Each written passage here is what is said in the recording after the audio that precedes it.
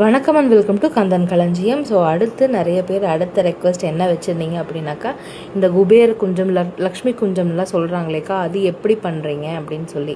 So அதை நான் explain பண்ணுறேன் உங்களுக்கு.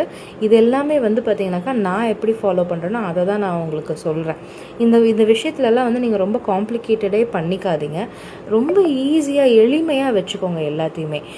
நான் ஒரு அரைக்காய் எடுத்திருக்கேன், ஒரு சின்ன படி. அதில் என்கிட்ட என்ன வெள்ளி பொருள் இருக்கோ, என்கிட்ட ஒரு பழைய திரி ஸ்டாண்டு வெள்ளி திரி ஸ்டாண்டு யூஸ் பண்ணாமல் வச்சுருந்தேன், அதை அதுக்குள்ளார போட்டுக்கிறேன். ஒரு சின்ன கோல்டு காயின், நான் உங்களுக்கு லாஸ்ட் வீடியோவில் காமிச்சிருக்கேன். 100 மில்லிகிராம்லேருந்தே காயின்ஸ் இருக்குன்னு, கோல்டு காயின்ஸ், அது பூஜைக்குனே தனியாக நான் வச்சுருக்கேன், அதையும் நான் உள்ளே போட்டிருக்கேன். அண்டு பித்தளை காயின், குபேர காயின், அப்புறம் நம்ம நாணயங்கள் 5 ரூபா 10 ரூபா நாணயங்கள், அது கூடவே பார்த்திங்கனாக்கா கோமதி சக்கரம், சோழி, குன்றின் மணி, கொட்டைப்பாக்கு, தாமரை விதை, இதெல்லாம் லக்ஷ்மிக்கு உகந்த பொருட்கள் எல்லாமே போட்டுட்டு அரிசி போட்டு அப்படியே எடுத்து உள்ளே வச்சு அன்னபூர்ணி தேவியை இருத்திடுறேன். இது நான் ஃபாலோ பண்ணக்கூடிய முறை. நீங்களும் உங்களுக்கு பிடிச்சிருந்தா ஃபாலோ பண்ணுங்கள்.